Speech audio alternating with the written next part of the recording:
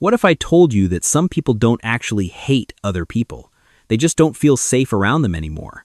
Not the kind of hate that turns into anger or violence. Not the kind that makes headlines. This is quieter than that. It shows up as avoiding crowds, skipping social events, choosing silence over conversation, and sometimes preferring the company of pets or one or two familiar faces. To the outside world, it can look cold, distant, even unfriendly, but inside, it feels very different. It feels like self-preservation. And here's the uncomfortable part most people never stop to consider. What if this isn't a personality flaw, but a psychological response your mind learned for a reason? Because once you've been overwhelmed, disappointed, or emotionally drained enough times, your brain doesn't ask whether people are good or bad. It asks one question only: is this safe for me? And if the answer has been no too often, distance starts to feel like peace. Before we judge that instinct, it's worth understanding where it comes from and what it's trying to protect. Most people use the phrase "I hate people" casually, but psychologically, that sentence almost never means literal hatred. What it usually means is exhaustion, emotional exhaustion, social exhaustion, nervous system overload. In psychology, avoidance doesn't come from disliking others. It comes from the brain trying to reduce stress. When interactions consistently feel draining, unpredictable, or overwhelming, the mind starts categorizing people the same way it categorizes danger, something to keep distance from. That's why this isn't antisocial behavior in the clinical sense, and it isn't a lack of empathy either. In fact, many people who withdraw are highly sensitive to others' emotions, which is exactly why crowds, conversations, and constant connection wear them down. Your brain isn't rejecting people, it's rejecting the cost that comes with being around them. And the longer that cost goes unrecognized, the more permanent the distance can start to feel. What looks like coldness on the outside is often a quiet attempt to stay regulated on the inside. Understanding that distinction changes everything because it shifts the question from "what's wrong with me?" to "what happened that made my mind choose this?" Trust rarely breaks all at once. For most people, it fractures slowly, through moments that seemed small at the time but left deep impressions later. A promise that wasn't kept, a call that never came, being vulnerable with the wrong person and realizing too late that it was a mistake. The betrayed soul doesn't wake up one day deciding to avoid people. Their mind learns it. Each experience teaches the nervous system the same lesson. Opening up leads to pain. Over time, the brain begins to generalize. It stops separating one person from another and starts treating human connection itself as the risk. This is how a protective belief forms, quietly and logically. If I don't expect anything from anyone, I can't be disappointed.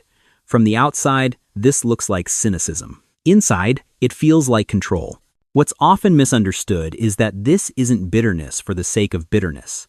It's a survival strategy shaped by emotional memory. The body remembers betrayal long after the story fades, and every new interaction reactivates that memory before logic can step in. That's why trust doesn't feel neutral anymore. It feels dangerous. And this is where animals, routines, and solitude become so important. A pet doesn't reinterpret your words, doesn't abandon you when it's inconvenient, doesn't make your nervous system brace itself. The safety is predictable, and predictability feels like peace. For the betrayed soul, distance from people isn't punishment. It's relief. It's the only way they know how to stop reopening wounds that never fully healed. What makes this pattern so powerful is that it feels reasonable. After all, if history keeps repeating itself, why wouldn't the mind try to end the cycle? But the cost of this protection is subtle. The more distance they create, the more convinced they become that everyone would hurt them eventually. Not because it's true, but because their experience taught them to expect it. Some people weren't betrayed in dramatic ways. No single moment shattered their trust.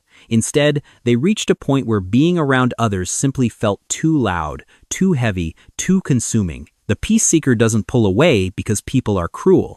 They pull away because constant interaction drains them faster than it restores them. Conversations require emotional labor. Social settings demand performance. Expectations pile up quietly until even small talk feels like pressure. In a culture that equates connection with health, this choice is often misunderstood. Friends begin to question it. Coworkers misinterpret it. Family members personalize it. Why don't you come anymore? Why are you so distant? And slowly, the peace seeker learns another lesson. Choosing calm comes with social consequences. The more they protect their inner balance, the more they're labeled difficult, cold, or antisocial. What no one sees is that this withdrawal isn't rejection, it's regulation. Their nervous system isn't shutting people out, it's trying to stay steady. But judgment has a way of changing things. Over time, the criticism starts to sting. The misunderstanding becomes exhausting. And without realizing it, the peace seeker can begin to associate people not with connection, but with tension. Not because they dislike humanity, but because humanity doesn't seem to make space for how they're wired. Solitude becomes the only place where there's no explaining, no defending, no pretending. And when peace is repeatedly questioned, it's easy to start resenting the very world that refuses to respect it. When pain goes unacknowledged for too long, it doesn't disappear, it hardens. The resentful mind isn't born hateful, it's shaped by repetition, repeated disappointment, repeated humiliation, repeated moments of feeling overlooked, used, or dismissed.